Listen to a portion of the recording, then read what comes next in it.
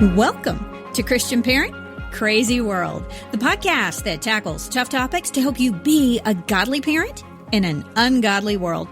I am your host, Catherine Seegers, and in today's episode, we are tackling this vitally important question. What if the very words we've come to fear, mistrust, or overlook are actually the keys to restoring what's broken in our world? In today's episode, we are unpacking three more powerful biblical words that built the very foundation of Western civilization. One of them has become a bit of a trigger word in modern culture. It makes people very uncomfortable and even angry. Another is central to our walk with Christ, but often is reduced to something it was never meant to be. And the third, well, it just might be the most powerful tool we have for reaching the barren wasteland of our culture and reclaiming everything we've lost, and yet it's often missing from our churches, our culture, and even our homes. But here's the thing. When we recover the true meaning of these words, we don't just win an argument. We reclaim the soul of a civilization. Once again, I am joined by worldview expert Scott Allen, author of the groundbreaking new book, 10 Words to Heal Our Broken World. And trust me, you do not want to miss this conversation. That's the ground we will cover in this episode of Christian Parent Crazy World. So let's get started.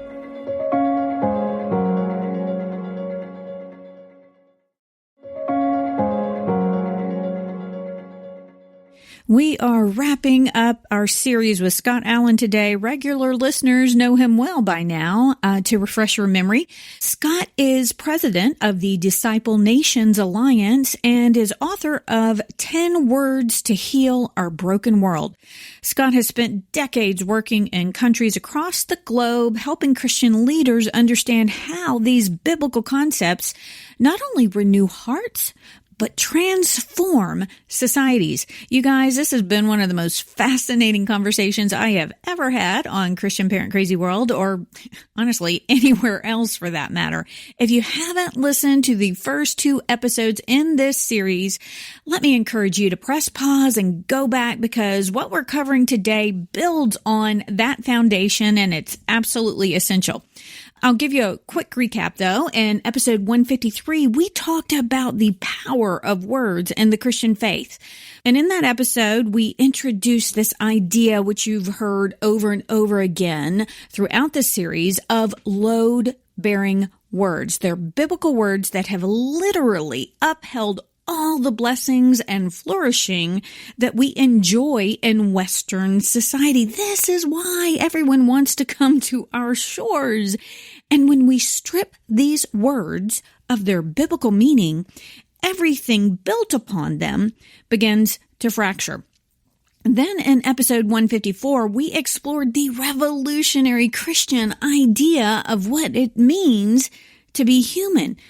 The biblical view of humanity is unlike anything else found in ancient religion or modern secularism. We are not just evolved animals or cosmic accidents.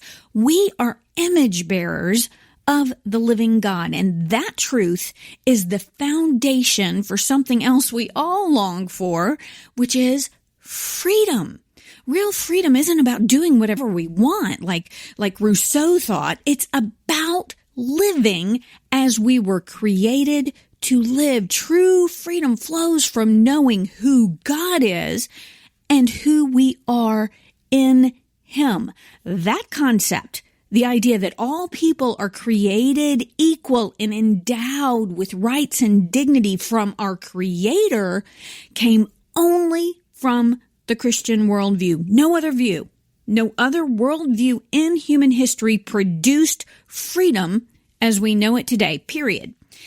So that was a recap of those first 2 episodes. And today we're turning our eyes to 3 more deeply biblical words. One is, like I said, it's controversial. It triggers people, especially in our current cultural moment. Another is often misdefined, even by Christians today. And that misunderstanding is hurting all of us.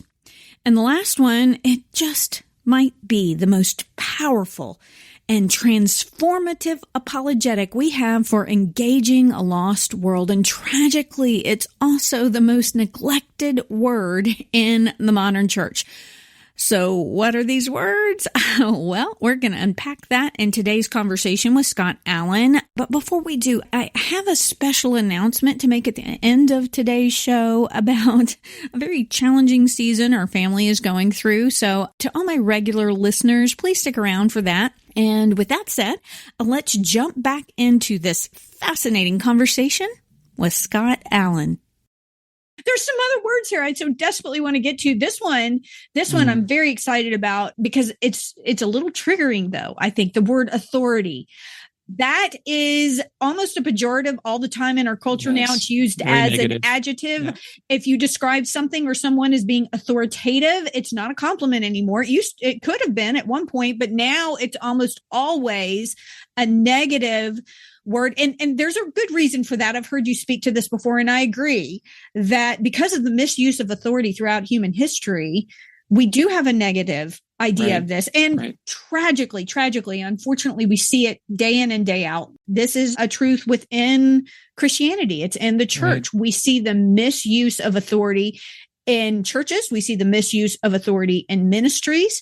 And that's just indicative of a church that looks a lot more like our culture than what Scripture teaches us.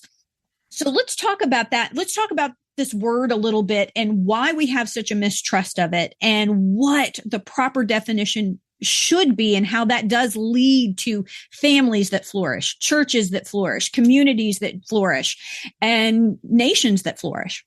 Yeah, no.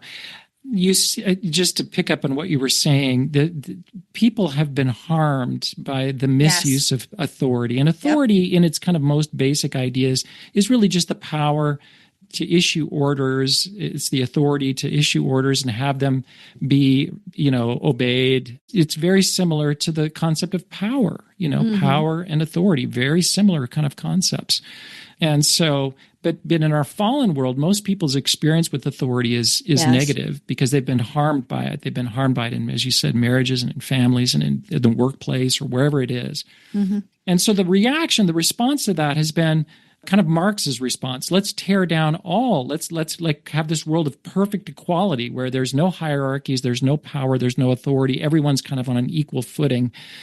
Okay, that isn't what we should be doing. Okay, that's never going to work, by the way, and that's never worked in any communist country. You end up back with some kind of hierarchy and authority. Okay, and it's worse than what came before. Way worse. You never get rid of it. You just change the players. You just can't change the players. Exactly. Yeah. So what we have to do is get back to the biblical concept, and a couple of things about this. First of all, power is in a fallen world. Power is used in very negative ways, right? I'm going to put you under my heel and make you do what I want for selfish ends if I have the power to do so. But power is not negative in the Bible. Jesus said, all power, all authority has been given to me, okay? So power is the power to do good, okay? Authority in the same way, and you really see this with Christ more than anything. You see it in the way that he came with power, with authority, but he also came as a servant. So he modeled this idea that the one who has greatness, the one who has power, is to use that for the good of those under their authority, for their benefit, even at great cost to the one who's in authority. So this is a really powerful and revolutionary concept. He doesn't abolish power, authority, hierarchy, but he completely redefines it.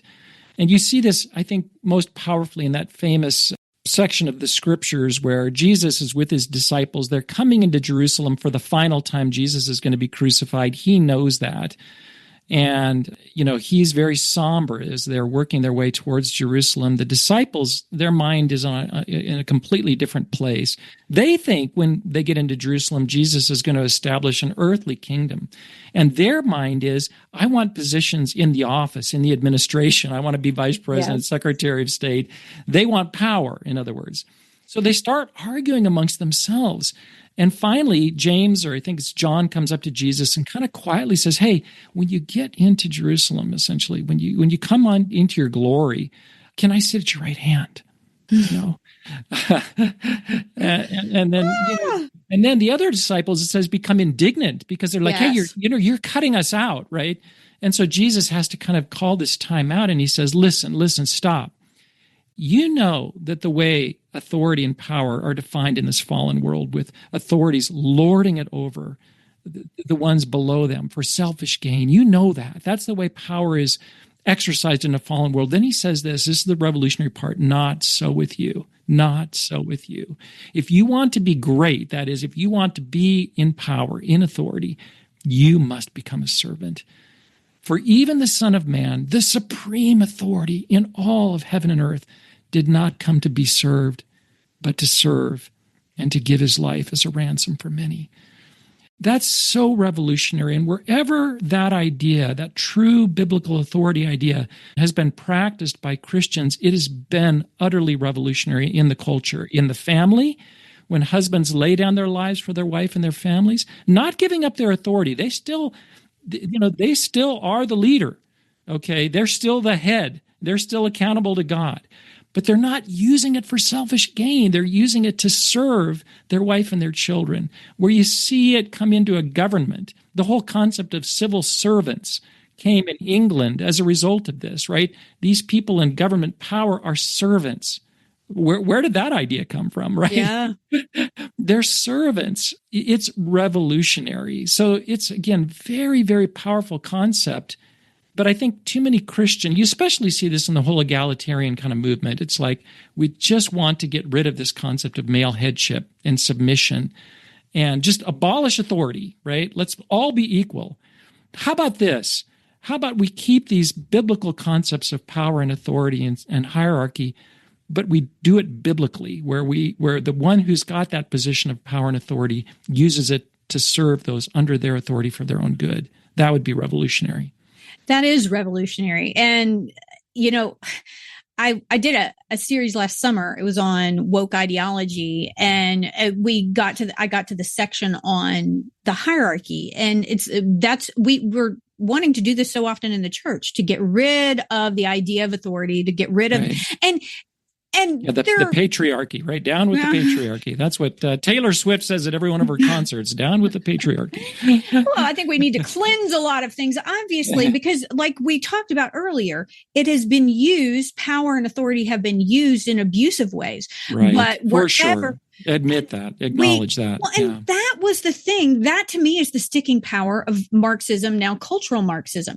He got it somewhat right. When you do look back over the human history, we see oppressors and oppressed people. We see those people that were able to gain authority and use it to oppress others, and we see those who were being oppressed. He wasn't wrong about that. He was wrong. But he totalized that. He said that's all that exists. Yes, it's only oppressors and oppressed. It's only power. It's No, Jesus didn't come into the world and model that. His followers, if they've been faithful, haven't modeled that or set up cultures based on that. There's something different, something that's far better, right? Right.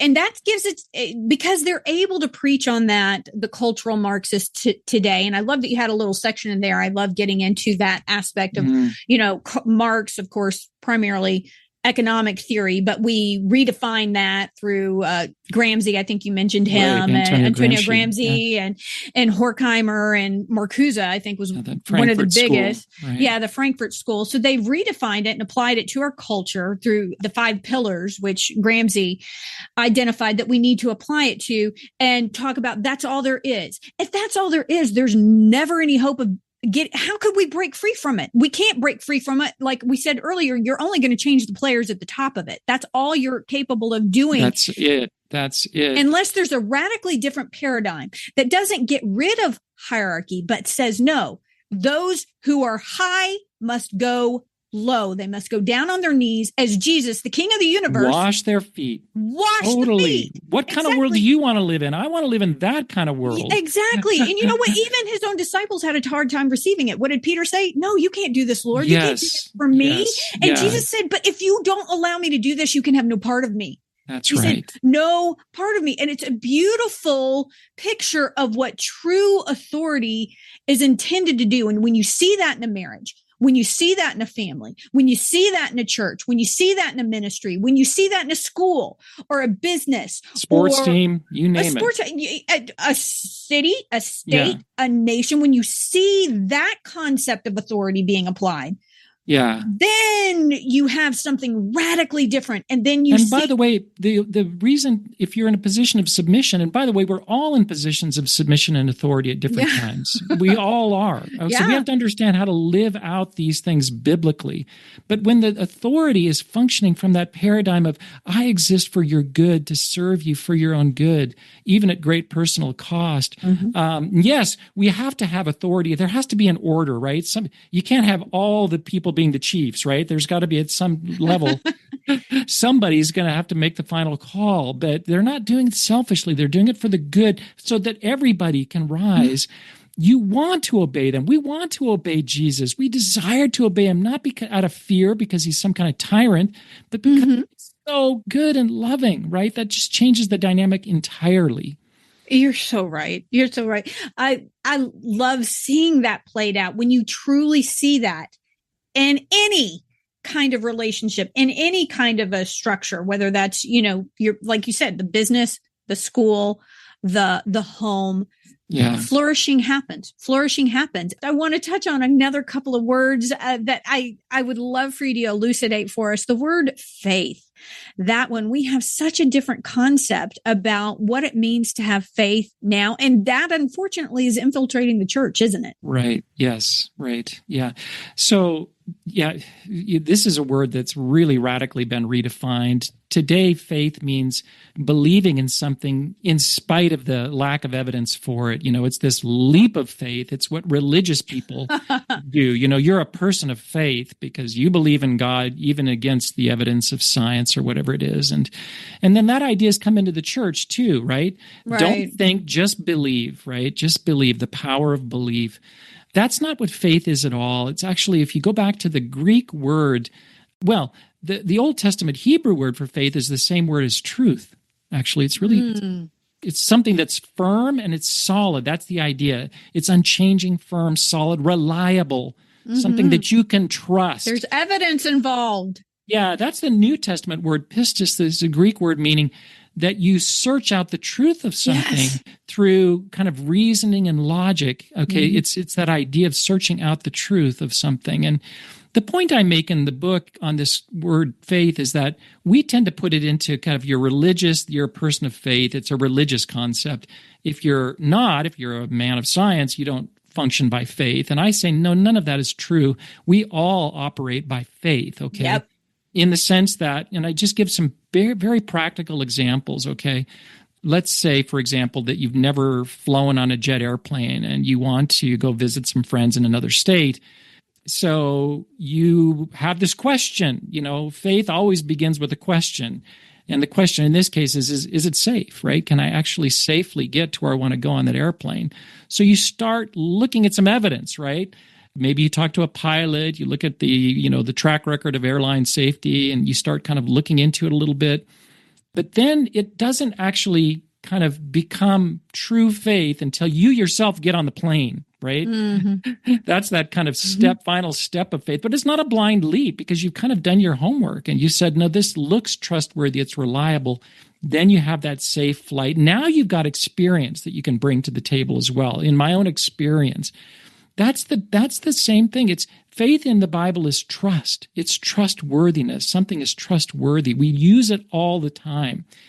So the reason that we have faith in God is because, we've looked at the evidence, right? Are his promises true? We've got evidence of that, right? Of his trustworthiness, his truthfulness. And so our faith isn't blind. It had to happen. Jesus had to actually physically rise from the dead historically, or as Paul says, our faith is useless, right? You're just believing in something blindly. No, it's based on these real things that happened, and there's evidence for them. And that's faith, okay? But it's got to be put into practice, okay? That's probably the one thing that you would add beyond. It's not just an intellectual pursuit. It's got to be a personal and active pursuit as well. And when you do that, you have that external evidence that we reasoned with and we applied, and then we apply it to ourselves. Then we get our personal evidence. That's right. Which is our personal testimony. Then we can share that with others, which is powerful. Yes. This is what God did for me. Right. This is how he led me out of bondage into freedom, and how I used to be in bondage to this thing for much of my life. And here I am walking in freedom. How does that happen? How did I get that freedom? That's my personal testimony of evidence. And that's what we're to share with others. And we never need to discount that. I remember I was in a Christian apologetics class at Colorado Christian for their MA Christian apologetics program. We had a book that we read. It was 5 views on apologetics. They're very divergent views on how to approach sharing the faith and defending the faith. One thing they all agreed on was personal experience. And that's our personal evidence. That's our personal faith. And too often we're like, we're reticent to share that with people, and we need to. That is what God has called us to do. Right. So this has been amazing. Do you have just a moment to share with us just a little bit this word beauty? That itself is such an amazing apologetic for the Christian faith. Yes. Beauty. Just in our closing moments, why don't you talk about that for just a moment? Probably in my writing of these 10 words, this one changed my own thinking more than any other. Because I'd been so deeply affected by the counterfeit, which is that beauty is just aesthetics and it's completely subjective, right? It's in the eye of the beholder. I definitely had that thought in my head, and then it wasn't very important either. Even though we love beauty, we love things that are beautiful, it was kind of more... It's kind of an optional decorative thing, right? It just wasn't important, So that changed radically for me as I was really digging into this word in this chapter. I saw the old Christian kind of leaders and scholars down through the ages have seen beauty is as important as truth. And they call it one of the 3 transcendentals, right? Truth, goodness, and beauty. These are things that exist in God, in his character before creation. They're transcendental, okay? So, and the Bible speaks of God in that way, right? There's this beautiful psalm that says, out of Zion, the perfection of beauty, God shines forth. God himself defines what is beautiful in his own nature, his character. It's beautiful, it's holy, it's perfect. And then in his creation, he creates this world of incredible beauty. And we recognize the objective nature of beauty. For example, when you see a mountain stream that's very pure and clean, it's beautiful. We all go, that's really beautiful. We just say that, right? Right. Whereas we don't when it's completely polluted and filled with all sorts of chemicals and trash. Like nobody says, oh, that's really beautiful, So we've got to come back to the objective nature of beauty and purity. There's an objective nature to this that's rooted in God. And it's super important because God created us not just as minds, the idea of truth and goodness and beauty, they correspond with the idea, truth corresponds with this Greek idea of logos, that God gave us a reasoning mind. Right. But he also gave us pathos, this kind of sense of beauty that's just almost equally important. And so we can come to the truth of something through beauty in a unique and a very powerful way. In fact, some people have said that the gateway to truth is beauty. And so something to keep in mind there with our apologetics. But I think as evangelicals, we've drifted a long ways from this. We're very utilitarian. We're very functional. We just don't think about it very much, And although we all enjoy beauty, it's really, really important. So.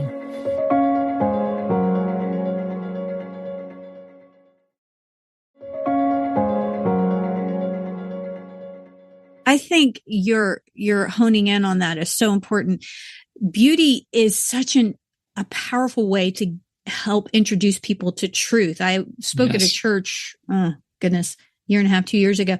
And it was a church that was very artistic, and they wanted me to kind of speak into that value of beauty in the church. And truth can be abrasive. Truth can be hard to share in our culture. Sometimes we still need to speak it. We still need to stand on it. We can't cave on it. It's that load-bearing foundational precept that we have to have.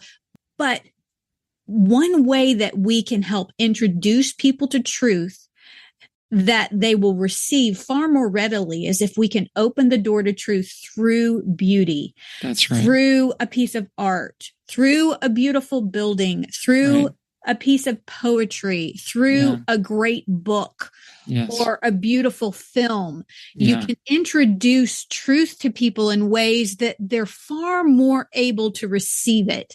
And so I think the church... Because it touches them differently. It touches them deeply. You know, it's hard to talk about beauty because we process beauty entirely differently. We process it inwardly, internally. We feel it. It's at the end of the day, feelings and emotions are very central to this. Yes. I think of J.R.R. Tolkien, the author of The Lord of the Rings, and he really understood this. And he said, God is the creator of all beauty. And so our job as kind of sub-creators is to try to learn the principles that he applied in his creation that are beautiful and apply it to our work. And he did that with his novels, The Lord of the Rings. And you see the beauty of a friendship between Frodo and Sam, or you see the beauty of courage. And when you see that, when you read those books, it just touches you deeply. Like, oh my gosh, I want that to be true. I want that, like it moves you. I want to live in the Shire. And that's very different than just having an apologetics argument or debating a particular point, right? That's very much head logos. But reading a book about, that illustrates the beauty of these things touches you in a completely different way. One last thing on this, when God we were talking about Sinai, and when he brought the people of Israel out of slavery, he brought them to the mountain. You see God using all three elements, truth, goodness, and beauty, right there in a very powerful way.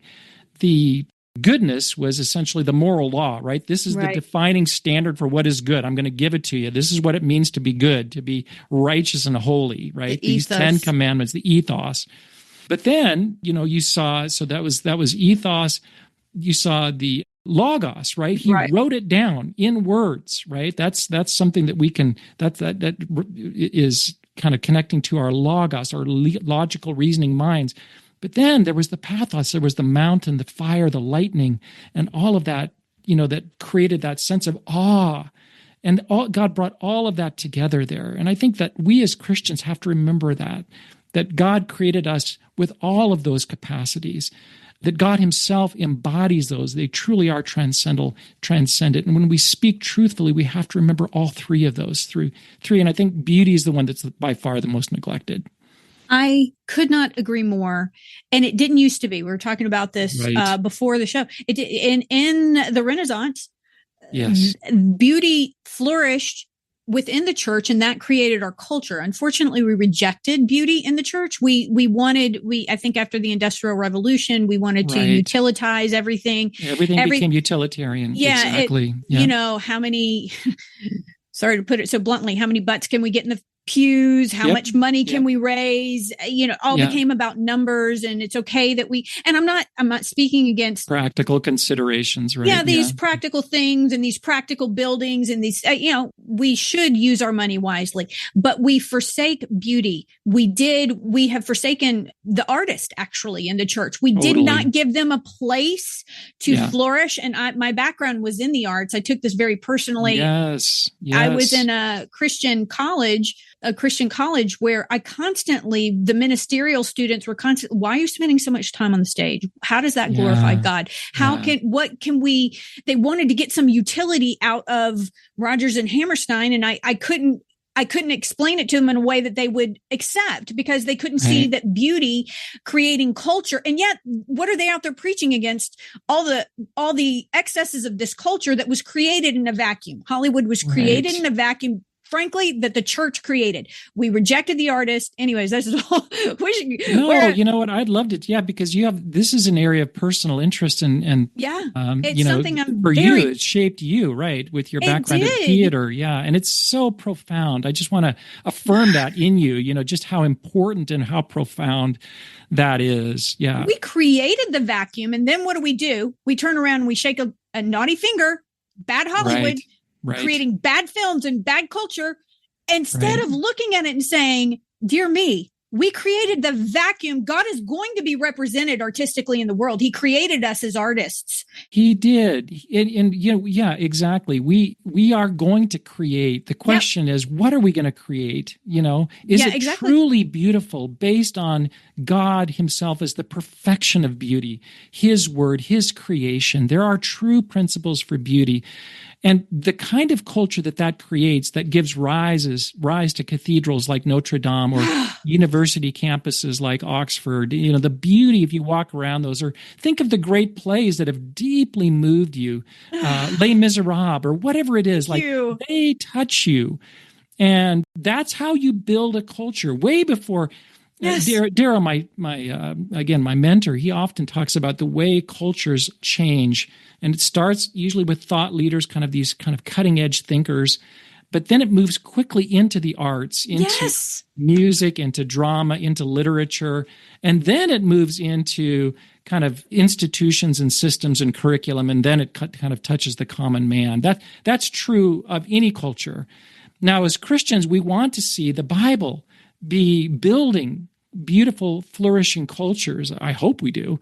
So you can't neglect beauty in the arts if you want to do that. No. It has to be that comes way upstream, even before you get to laws and institutions. Yeah, it comes before DC is Hollywood. Really. Right. Totally. And it used to be back in the 80s with the religious right, 80s, and they were like marching towards DC in the 70s and 80s. We should have been marching towards Hollywood. We should have been creating. First of all of Hollywood kind of got created out of the dearth of the church, of saying, no, we need this kind of utilitarian productivity out of the church. And when we forsook beauty, we literally gift wrapped the culture with a nice big bow and handed it over to the enemy, because we handed this word beauty over to the enemy. I don't know if you saw, I used to have Oscars parties because I was an actor, right? And we used to I haven't seen, I did not see one film that was nominated this year. I didn't know most of them, but the one that won, you're just looking at this film about a sex work or like a party girl, or so, the one that won Best Picture, a party girl who marries a Russian oligarch, and it's just like this. Yeah, she was a prostitute. And I thought you listened to, by the way, the director of that movie. He had a mission. He was discipling the culture. Like it became very clear to me. He had a vision to disciple the culture. And what he said when I heard him speak about this movie, what's the name of the film now? I can't remember. Nobody saw it, I don't think. Anyways, a few people in the motion picture. But he said, I want to normalize. I want to elevate and normalize prostitution. And there's a mission out there, and that's the mission. And man, I thought, would that we as the church could recover. We've got too narrow of a vision of our mission. It's too narrow. It's just we've got to get people saved and get them into the church. That's it. No, Pope John Paul, he said, listen, any faith that doesn't become a culture, works its way out into a culture, isn't fully believed. And I think that's so true. If we fully believe in the God that we worship, we are going to create art that reflects his beauty. And if we don't really believe in him at the end of the day. We've got way too narrow of a vision of what it means to be a Christian. We do. And too often what we're doing in the church is just copying what the world has already done. We're not innovating. We're not leading in the arts. We're just merely copying. And too often they're poor copies, because what we're trying to do is preach a sermon through a film, and films aren't supposed to preach sermons. Films are supposed to tell stories beautifully. And if they're doing true beauty, as, defined by our God and the Holy Scriptures, they should tell beautiful stories. We don't. Yes. I remember one film, I won't name it. I think they're doing some good work out there, but literally at the end of the film, the main character got up and preached a sermon at the end of it. I'm like, if you've done your film well, you shouldn't have to do that. That's the sermon. No, that's the sermon. The film that's right. is the sermon, but it needs to be done with artistic integrity. And just this concept of excellence. I mean, we get that from God's creation. Look at it, the level of excellence. It's the perfection. Oh my gosh, yes. The detail, right? The detail. So we have to go. It's exquisite. It's exquisite. And we have to, Tolkien was right. He said, we learn principles for beauty from God, from his creation, from his character. Mm-hmm. And so we bring that into our art. So it has to be marked by that same quality of excellence. And you saw that in earlier generations with architecture, like, as I mentioned, earlier. I'm thinking of this because just a couple of years ago, I walked around the campus of Oxford University, and it's just breathtaking. I mean, it's literally life-changing to see that architecture. Mm-hmm. And that's what Christians did, Yeah, just learning the craft, the craft of doing the work and not copying what the world is doing and trying to create some Christian alternative. No, we see it as kind of like a tool to get people to this highest goal, which is ultimately saved. And, what? And again, I'm not down. Yes, people need to be saved and hear the gospel, the good news of salvation in Jesus Christ. But listen, don't limit what our role is in this world to that. You're going to end up using art and beauty in a very utilitarian way that's not going to be truly beautiful. So, exactly. And it's not going to change the culture. You're just going to have this little subset of the culture that's deemed Christian who likes what you do and praises what you do, but it's not going to change the culture out there. That is something I'm just truly, truly passionate about. One day, I want to get over to Barcelona to see. Are you familiar with Gaudi's work and Antonio, the Sagrada Familia? We were supposed to do that. Familia. I've never seen it, but I'm familiar with it. I haven't. I tell you, he was an architect that I believe, in my opinion, truly saw the architecture of heaven. I think that's what he was looking at. He created his architectural renderings. They were so advanced that they didn't even have the skills or the capabilities of creating it in his lifetime. They've had to continue that on. Yeah, it's not complete. But he tells the story. It's in the great Holy Cathedral in Barcelona. He tells the story of Scripture in the buildings. And if you look at, like, when they go into the interior, the pillars branch off at the top like trees. You just look at this and it's awe-inspiring, and you see someone who understood beauty that way and understood excellence that way and learned a craft so much so that they were like, the people around him were like, we don't even know how to build this yet, but we're going to do it one day. That lives on. It just speaks. It's such a testament to our God. And you know what? I love it. Dovetails nicely with the first word we talked about, which was human, what it means to be. Only humans can truly perceive that kind of beauty. You have to be human. The animal kingdom doesn't perceive this. It's a little lost on them, but we can perceive it because we're made in God's image. That's right. And he created us to reflect him in the glory of his beauty, his moral perfection, and in the beauty of his creation. Yeah. You know what? When we talk about great works of architecture and art, I always like to bring it back down. This is not just for artists or great architects. This is for every human being. And we can do this in our daily lives. I tell the story in the chapter of actually Os Guinness's, one of his I think it's his great-great-grandmother, maybe I missed a great in there, who was contemplating suicide, but was saved, as he tells the story, by looking out at a farmer. This is back in the old world in England or Scotland or Ireland, maybe it was Ireland. And she was looking at a farmer just on the point of contemplating jumping off a bridge and taking her life. And he was out there plowing these fields with exquisite care and excellence and beauty. And he was creating, just in the process of cultivating a field, he was doing something that was beautiful. And that beauty saved her life, just looking at it. This is a farmer.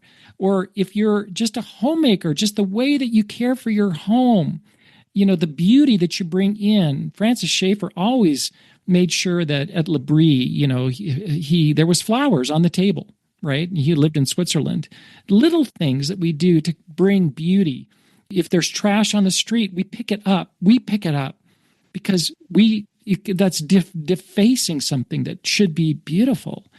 So these are little things that all of us need to be doing to bring beauty into the world. Now, I want people that are incredibly talented architects to build great cathedrals. Yes. But this isn't just for artists. This is, you may maybe think I'm not an artist. Well, at some level, we all are actually. So.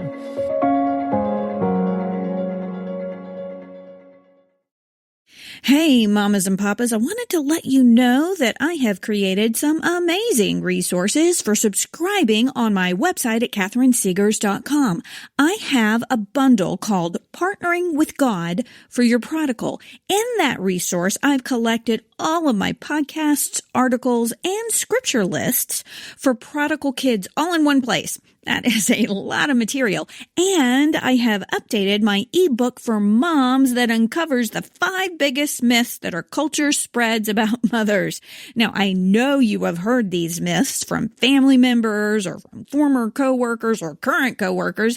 They may have made you feel pretty marginalized and mere. That ebook, called Beyond the Lies, Uncovering 5 Myths That Our Culture Spreads to Mothers, and the Partnering with God for Your Prodigal bundle are just 2 of the many free resources I have for subscribing at catherinesegars.com. You know, not much in life is free these days, so you definitely want to check those out. Now, back to my fascinating conversation with Scott Allen. Oh, that's so well said. I can remember back in college, I felt a great conviction by the Lord to just wherever I went on my campus to make sure I picked up trash. And, absolutely. And you know what? It became an act of worship to me. It was an act of worship that says, God, your world is so beautiful that I don't want anything to deface it.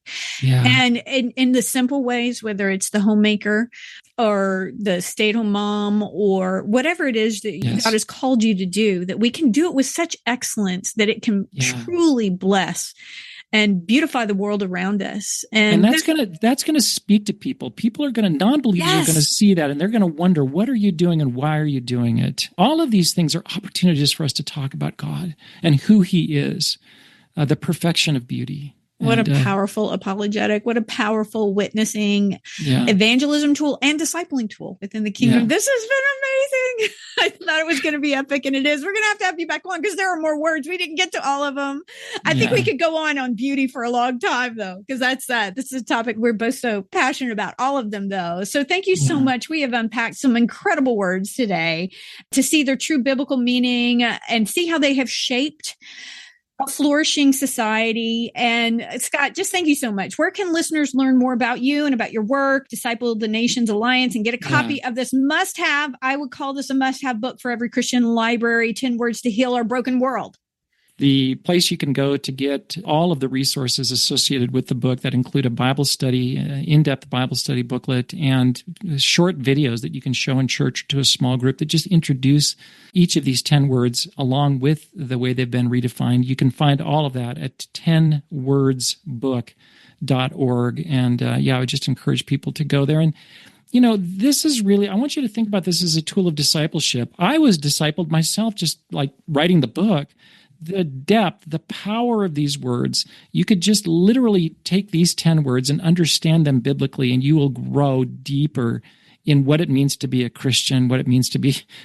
So I just encourage you to think about it as a really important tool of discipleship. So for you, your family, or your small group, whatever it may be. So I totally agree. I think that's awesome. Friends, this is the reality here. These load-bearing words, if they cave, so does everything built on them. The freedom, the human dignity, the justice, the beauty, the humanity that we take for granted in our Western world.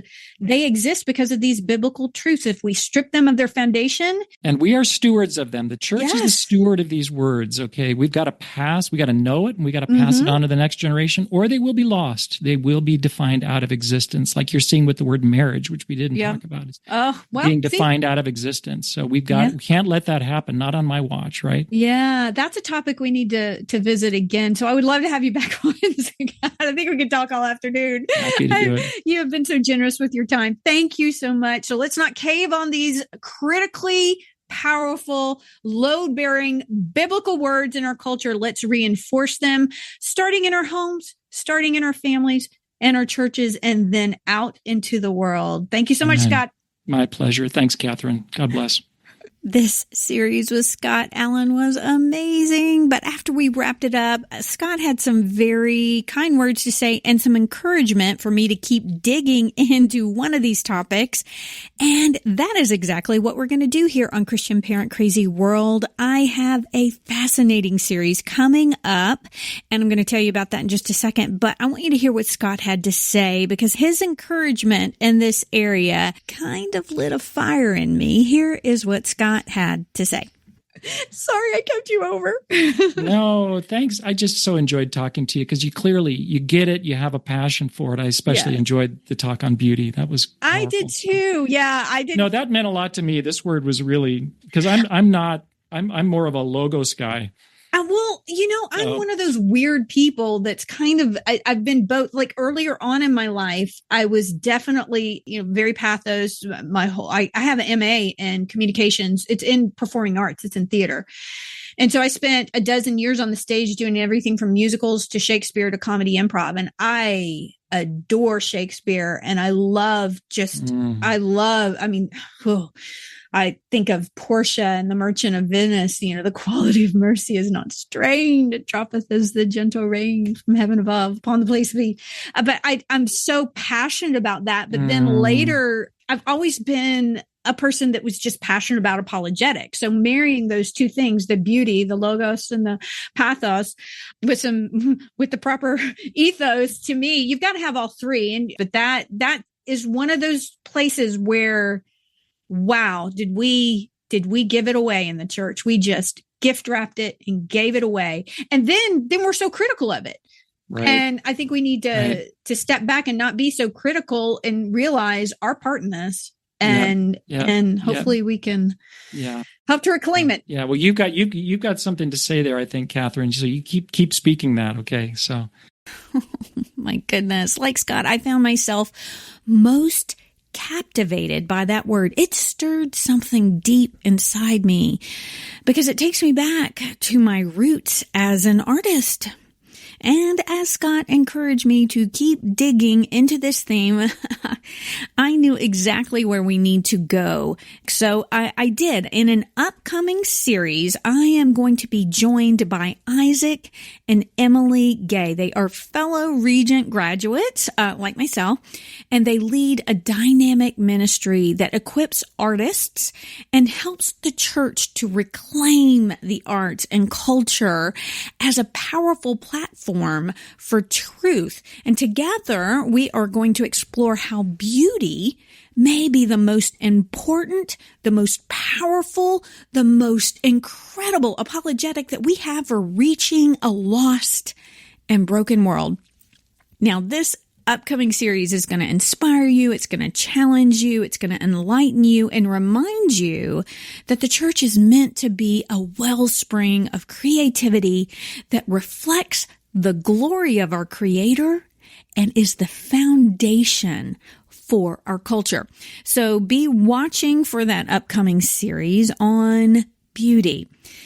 But just to set your expectations, it's not going to be next week. Next week, I'm going to be airing a best of CPCW series because sometimes life happens, and it's not just the busy week, too much laundry kind of life. I'm talking about one of those curveballs that doesn't just surprise you. It kind of just, impales you and knocks the wind out of you and leaves you curled up in a fetal position on the floor asking, Jesus, please take the wheel here, right? I've had actually quite a few of those over the past few years. True story. So 2022, I had one of those in the spring. Then 2023, I had another one of those in the spring. 2024, I had yet another one of those in the spring. So I'm like, no, 2025 is going to be really great. It's not going to happen, right? And so we get through the spring and I'm like, yes, we made it. And literally it was 4 or 5 days into the summer. Bam, it hit. Now, it's not life-threatening, okay? And I'm not curled up on the floor, thankfully, but my family is in the middle of a major transition right now. My husband very unexpectedly lost his job, and we thought for sure God's going to open a door like where we are to continue in the communities where we have been, and that did not happen. God has opened a door for us to relocate back to my hometown up north near Nashville, Tennessee. And it's kind of it's a big transition. And what's going to happen is my husband's having to go ahead of us probably for the entire duration of the school year. So it's a very long time. Now we're rock solid. We know that God has opened this door and we're really grateful for it. But we're looking at a lot of separation, a lot of, hard weeks where I'm doing all the primary parenting down here and we're, Skyping my husband in. Do people still Skype, Zoom, FaceTime, whatever? So we're going to be doing a lot of that and a lot of back and forth. He'll be coming home on most weekends. But anyways, all that to say, life just got a lot more complicated and we're really heavily invested where we live right now. And the thought of leaving here is very, very heartbreaking. And, we'll have a couple of kids that will likely stay here while we go back up there. So it's just a lot on our plates. So, but we know the Lord is doing this for whatever reason. This is what God has deemed to be the next season for our family. And you know what? I'm going to do a whole episode on dealing with these curveball seasons of life. I've had them 4 years in a row. And I think God is really wanting us to invest in this topic a little bit because I know it doesn't just happen to me. It happens to all of us, right? I have some dear friends right now who are going through very hard diagnoses. I have a friend, very sweet friend who's been in a wheelchair for literally 4 decades, had a terrible accident, just hard seasons. You look at these people, these curveballs that hit you in life sometimes. How do you deal with that? Well, I've actually invited my all-time favorite guest because she is one of my dearest friends in the world, Erin Berry, back on the show. She was my very first guest on this show, and she has since gotten her doctorate in counseling. She had her master's. Now she's fully decked out with her doctorate, and I've invited her to come back on the show because she has been the person I've turned to time and time again in these difficult seasons. She is a wealth of wisdom. And I want to dig into this topic on how we manage those seasons in life, because we all have them, right? But in the meantime, I'm just going to be mixing in some of these best of and listener favorite episodes because my already crazy schedule just got a lot crazier as I'm going to be doing the heavy lifting of our parenting week by myself with my husband a few hours north and traveling home on the weekends and stuff. You guys have lived that kind of stuff too, though. We all go through these seasons and I'm in one. So we're going to talk about it. I'll share a little bit more about all of that. And I just want to thank you for your grace, your patience, your commitment and faithfulness to listen. That means so much to me. I'm so grateful for all of you. But as we close out this series with Scott Allen, I want to leave you with this thought. We are raising the next generation of leaders, of culture makers, and truth bearers. And if we want to see our world healed and our families strengthened and our faith passed on, we must teach our children the true meaning of these load-bearing words, because the future of our civilization, not just the church, but of our whole civilization, rests on the biblical definition of these words. So we need to be parents who reclaim the words that built the world that we know with all of the freedom and human flourishing. It's not perfect. I know there's a long way to go in a lot of areas, but how we got here was through the biblical definition of these words. And we need to give those definitions to our kids. They need something solid to stand on, and they're not going to get it from our culture. Nope. They're going to get it from the foundational words that come out of our holy text. All right, so until next time, you keep on raising those little truth bearers, you guys, and we'll see you next time. I want to thank you for joining me today. Look, I know there are a lot of things you could be listening to right now, and I really appreciate that you took this time to spend with me.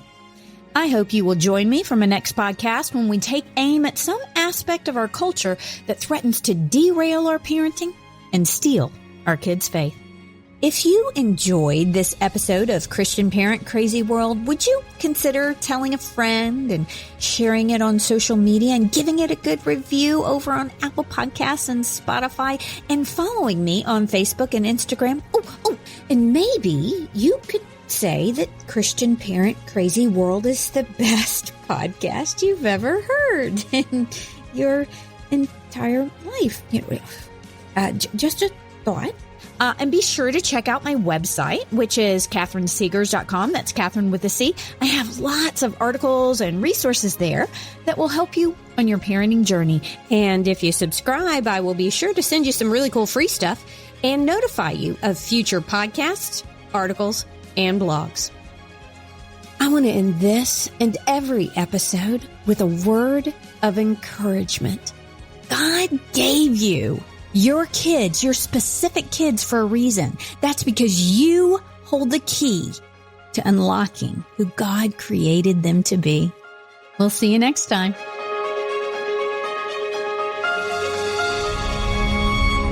Christian Parent Crazy World is a production of Life Audio and Salem Media. If you liked what you heard today, please take a second to rate and review this podcast in your favorite podcast app so that more listeners like you can find the show. For more faith-filled, inspirational podcasts, visit us at lifeaudio.com.